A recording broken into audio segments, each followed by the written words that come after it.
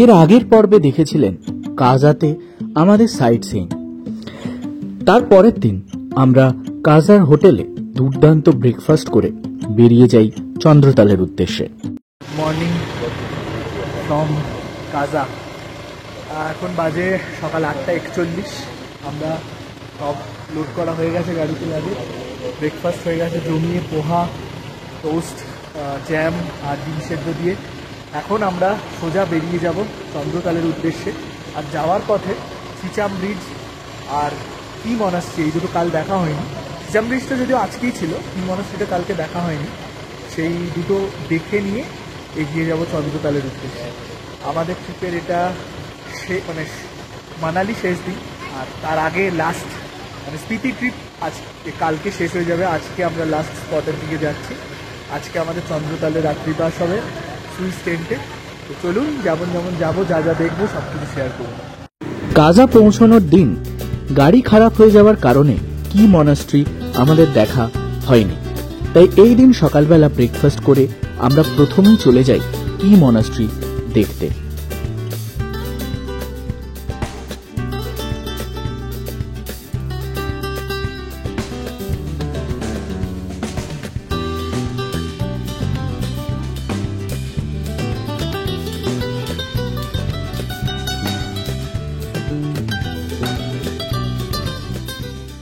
আমরা এসে পৌঁছলাম কি মনাস্ট্রিতে।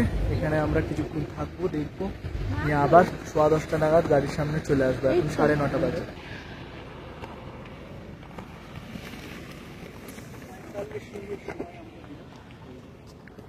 পঁয়তাল্লিশ মিনিট মতো সময় আছে, 9:30 থেকে 10:15 পর্যন্ত।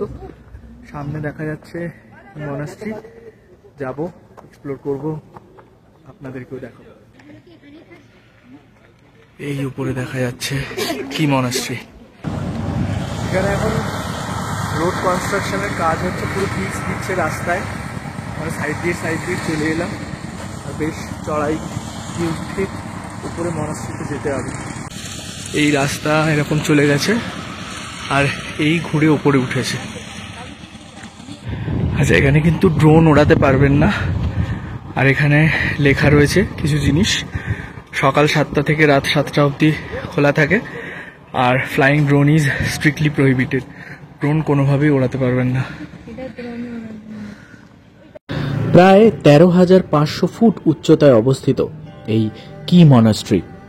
এই মনাস্ট্রিটি তার সুন্দর দেয়াল চিত্র, থানকা, বিরল পাণ্ডুলিপি, স্টুকো চিত্র এবং অদ্ভুত বায়ুযন্ত্রের জন্য বিপুল পরিচিত। এই গুম্ফার আরেকটি আকর্ষণীয় দিক হল এর অস্ত্রের সংগ্রহ, যা সম্ভবত লুটপাটকারীদের তাড়াতে ব্যবহৃত হতো।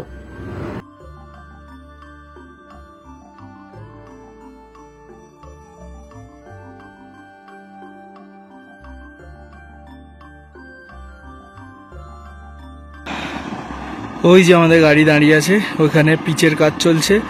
আমরা এই দিক দিয়ে পুরো ঘুরে এদিক দিয়ে চলে এসেছি।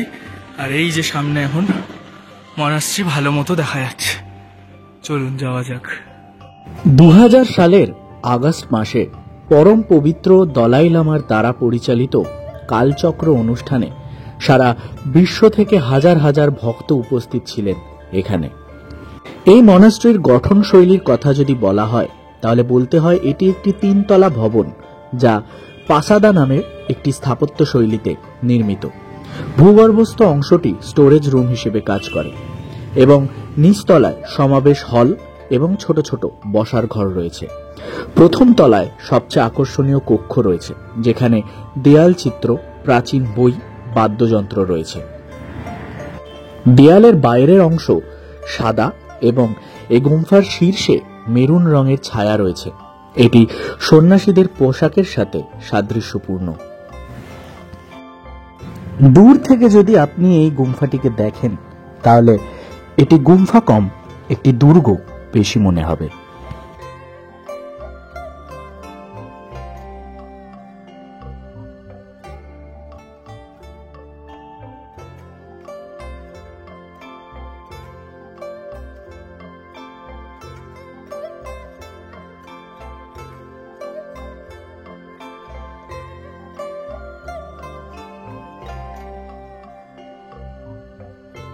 মূল গুম্ফার ভেতরে কিন্তু কোনো রকম ফটোগ্রাফি অ্যালাউড না, ভেতরে যাচ্ছি।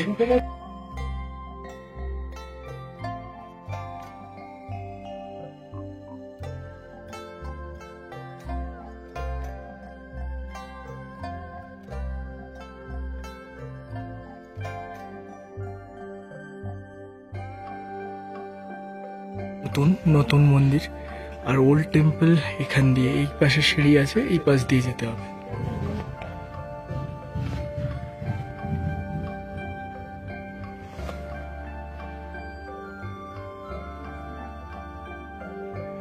এখানে আসছে, এখানে মেডিটেশন রুম এটা।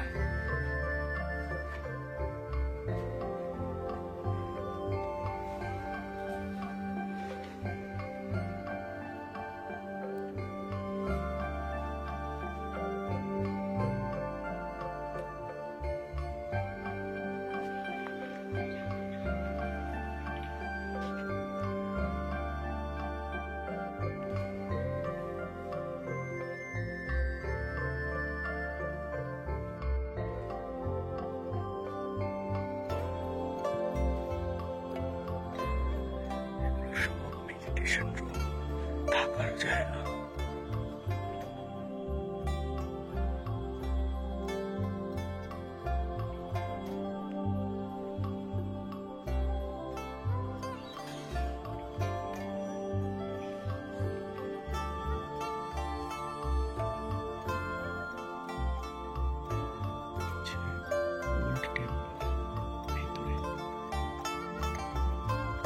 দেখা যাচ্ছে পুরো সাদা, লোকেশনটা অসাধারণ।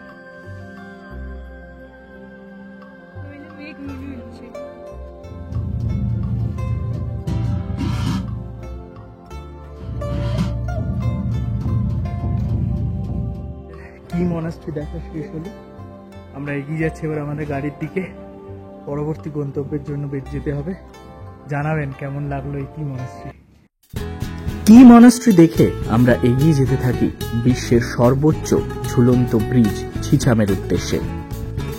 এই হলুদ ঝুলন্ত সেতুটি 1000 ফুট গভীর গিরিখাতের উপরে নাটকীয়ভাবে ঝুলছে, যার পিছনে রয়েছে সুউচ্চ হিমালয় পর্বতমালা।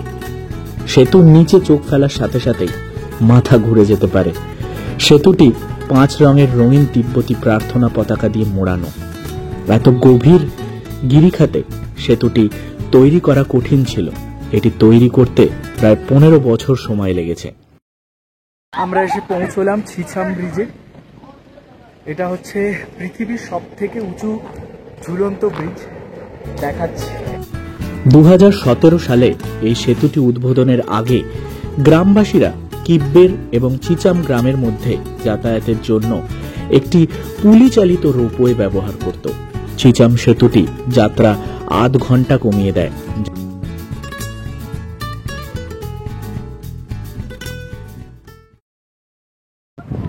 এই ছিছাম ব্রিজে এখন ছবি তোলা হচ্ছে, আর এত লোকজন এখানে হাঁটাহাঁটি করছে, তার মাঝখান দিয়ে গাড়ি আসছে যাচ্ছে, যে দুলছে। মানে প্রথমে আমি ভেবেছি কি হলো, মাথা ঘুরছে নাকি, তারপর সবাই বলছে যে হ্যাঁ দুলছে।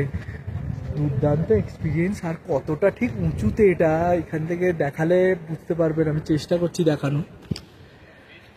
এই হাইটে ব্রিজ, এই হাইটে, আর ওই যে নদী বয়ে যাচ্ছে, ওই যে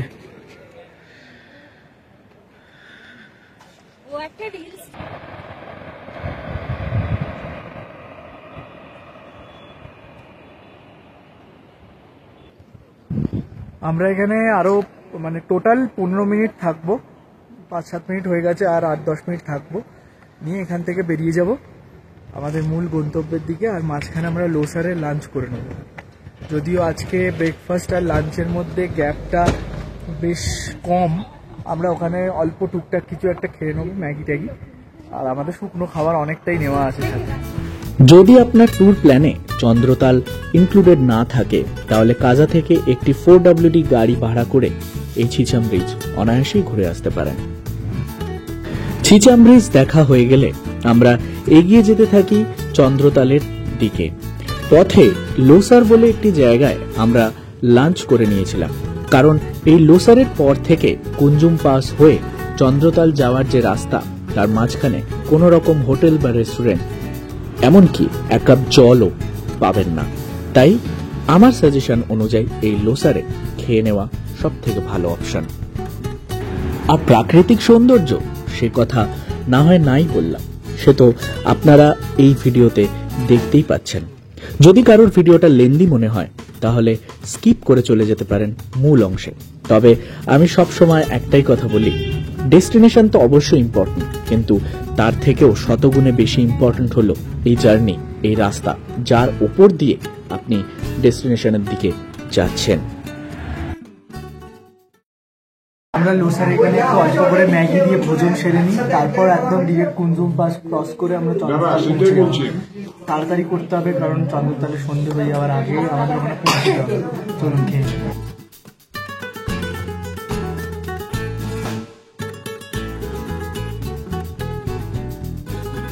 লাঞ্চ করে আমরা এগিয়ে যেতে থাকি কুঞ্জুম পাসের দিকে। কুঞ্জুম পাস, যার তিব্বতী নাম হলো কুঞ্জুম লা, এর উচ্চতা ৪৫৫১ মিটার বা ১৪,৯৩১ ফুট। হিমালয়ের পূর্ব কুঞ্জুম পর্বতমালার একটি উঁচু পর্বত গিরিপথ হল এই কুঞ্জুম পাস। এটি লাহোল উপত্যকা এবং স্পিতি উপত্যকাকে সংযুক্ত করে। এই কুঞ্জুম পাস মানালি থেকে ১২২ কিলোমিটার এবং কাজা থেকে ৭৯ কিলোমিটার দূরে অবস্থিত, যাকে পরস্পর সংযুক্ত করেছে NH 505। এই কুঞ্জুম পাসে কুঞ্জুম মাতার মন্দির আছে। চন্দ্রতাল যাওয়ার আগে সেই মন্দিরে অনেকেই প্রণাম করেন। আমরা কুঞ্জুম পাসে এসে নামলাম। এখন সময় হচ্ছে ঠিক 2:20। প্রচণ্ড হাওয়া দিচ্ছে এখানে, মানে ঠান্ডা হাওয়া। তবে এখন রোদ আছে বলে খুব ভালো লাগছে, গাড়ির ভেতর গরম লাগছিল। আর এখানে বরফ ঢাকা পাহাড় একদম আরো সামনে এইখানে দেখা যাচ্ছে, গ্লেশিয়ার দেখা যাচ্ছে। চলুন দেখাই।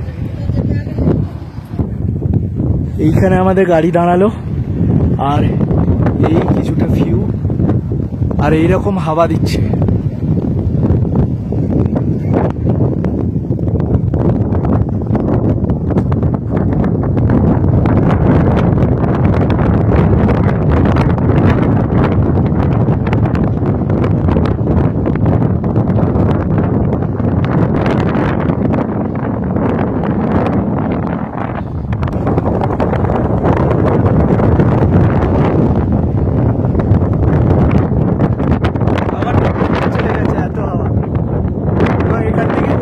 চন্দ্রতালে কি অবস্থা হবে হাওয়ায়।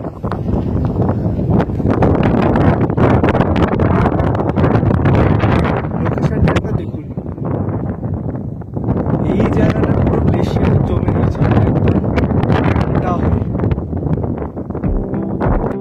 কুঞ্জুম পাস দেখা হয়ে গেলে আমরা সব শেষে এগিয়ে যেতে থাকি চন্দ্রতাল বা মুন লেকের উদ্দেশ্যে। এই কুঞ্জুম পাস থেকে চন্দ্রতালের দূরত্ব 15 কিলোমিটার। এই কুঞ্জুম পাসের সৌন্দর্য জীবনের শেষ দিন পর্যন্ত মনের মণিকোঠায় স্থান পাবে। চলুন এবার আমাদের এই ট্রিপের ক্লাইম্যাক্সের সময়। যদিও চন্দ্রতাল ভ্রমণ আজকের এই ভিডিওতে থাকছে না, কারণ সেদিন বিকেলবেলা গাড়ি খারাপ হয়ে যাওয়াতে আমরা চন্দ্রতাল অবধি হেঁটে যেতে পারিনি, কারণ সূর্যাস্ত হয়ে গেছিল। তাই চন্দ্রতাল আমরা এর পরের দিন দেখেছিলাম। পথে এখানে উল্টো দিক থেকে আসা একটা ছোট অল্টো গাড়ি খারাপ হয়ে গেছে, সেজন্য আমাদের গাড়িগুলো দাঁড়িয়ে গেছে। আমাদের ড্রাইভার যারা রয়েছে তারা বুক করছে এখানে।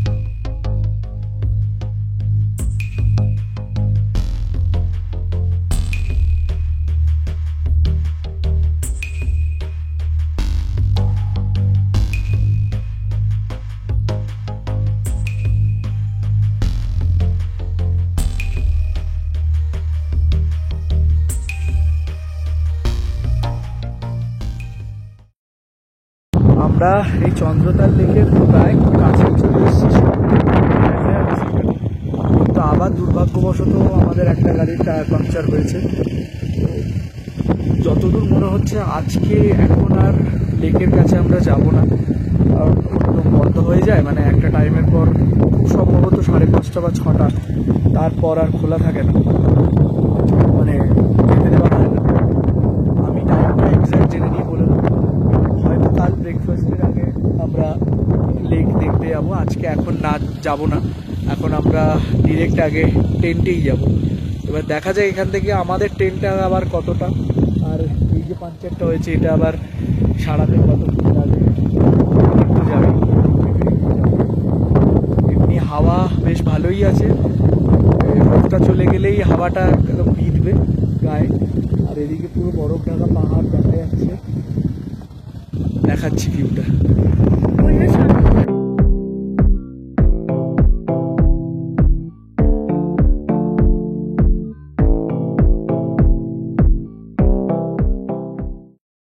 আমরা আমাদের যে ক্যাম্প সেখানে চলে এসেছি। এই হচ্ছে আমাদের ক্যাম্প। এখান থেকে চন্দ্রতাল যে লেক সেটা বেশ খানিকটা ট্রেক করে যেতে হয়। তো আমি আগেই যেমন বলেছিলাম আজকে সেটা হচ্ছে না, কালকে ব্রেকফাস্টের পর আমরা চন্দ্রতাল ভিজিট করে দেন মানালির উদ্দেশ্যে রওনা দেবো। এখন সূর্যদেব পাহাড়ের আড়ালে চলে গেছে আর ঠান্ডা কনকনানি হাওয়া ভালো মতো বোঝা যাচ্ছে। যত রাত বাড়বে, যত আলো কমবে, তত এটা জোরদার হবে। আর অনেক দিনের একটা স্বপ্ন পূরণ হতে চলেছে আজকে, যে পাহাড়ের মধ্যে টেন্টে থাকবো। যদিও কেদারনাথে গিয়ে করেছিলাম, কিন্তু সেটা তো পার্সোনাল টেন্ট ছিল, 4 জন একসাথে থেকেছিলাম, তার মধ্যে কোনো ব্যবস্থা ছিল না কিছুই। কিন্তু এরকম সুইচ টেন্টে থাকা প্রথমবার এরকম একটা জায়গায়।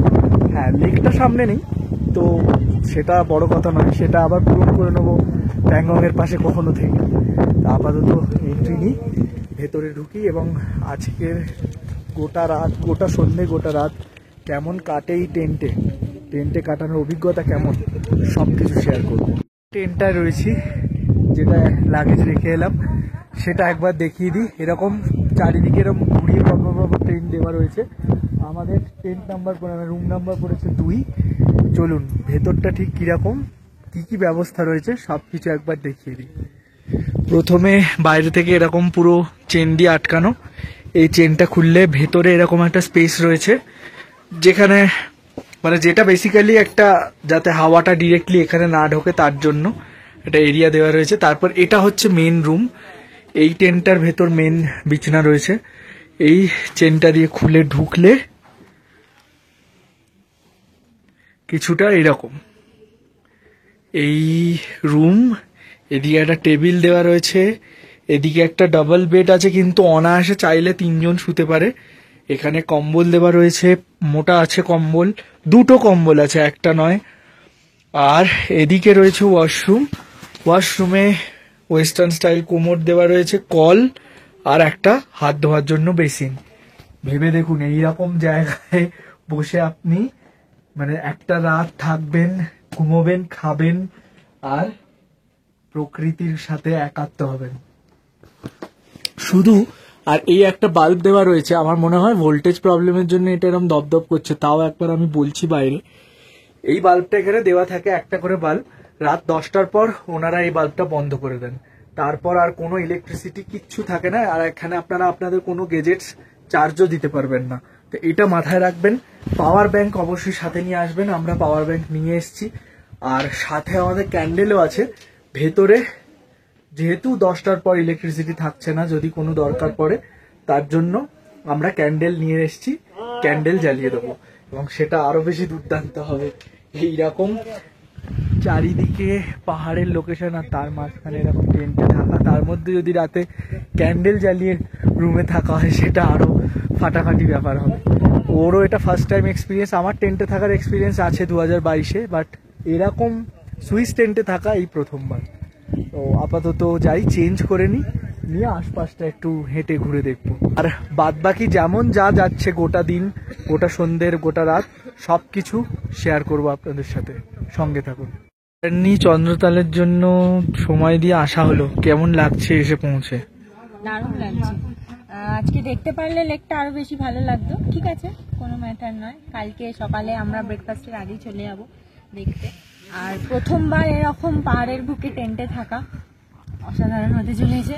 আর যেহেতু কোনো নেটওয়ার্কও থাকবে না, বাড়ির লোকের একটু চিন্তা হবে, এটা স্বাভাবিক ব্যাপার। যারা আসছেন তারা আগে থেকে একটু ইনফর্ম করে দেবে, কারণ এখনো পর্যন্ত কোনো সিগন্যাল মানে কোনো কিছুরই আমরা টাওয়ার পাইনি, জিও পাইনি, এয়ারটেলও পাইনি। আমাদের এই দুটো নাম্বারই আছে, বাকি কারুর থেকে জিজ্ঞেস করে নেবো, যদি অন্য কিছু টাওয়ার থাকে সেটাও আমরা ইনফর্ম করে দেবো।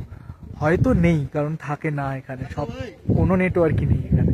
তো আপাতত চেঞ্জ করে নিয়ে তারপর যেমন যেমন সময় এগোবে সব কিছু শেয়ার করবো।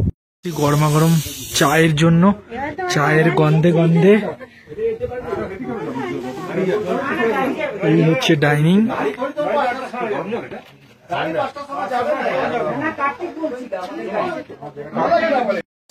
ও বাবা, এতে আবার গদি নেই।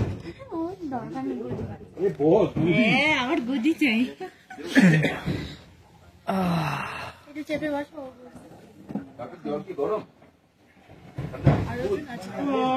দুর্দান্ত এক্সপিরিয়েন্স। এবার শুধু চাটা দরকার, ঠান্ডা বেড়ে গেছে, চা দরকার, চা, গরম গরম চা।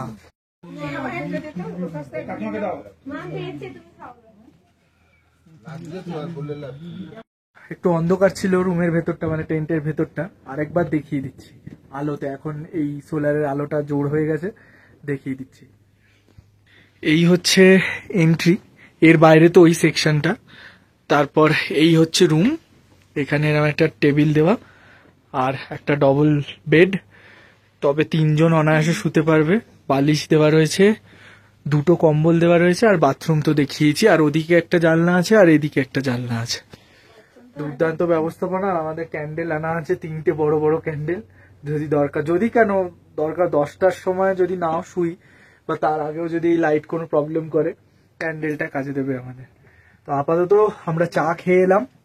7টার সময় ওখানে ভুকারি জ্বলবে, আগুন জ্বালানো হবে, আর তখন আরেকবার চা সার্ভ করা হবে। তো বেশ গরমের মধ্যে বসে চা খাওয়া যাবে। তো এখন 6:30 মতো বাজে, আধ ঘন্টা পর আবার দেখা। সূর্যের আলো পুরোপুরি চলে গেছে, দেখেই বুঝতে পারছেন আশপাশ। এই আমাদের টেন্ট, আমি টেন্ট থেকে পেরিয়ে কিছুটা দূরে এসে দাঁড়িয়ে আছি, আর আমার সামনে সৌন্দর্য দেখানোর চেষ্টা করছি। জানি না ফোনের ক্যামেরা কতটা জাস্টিস করবে, তাও দেখাচ্ছি, দেখুন।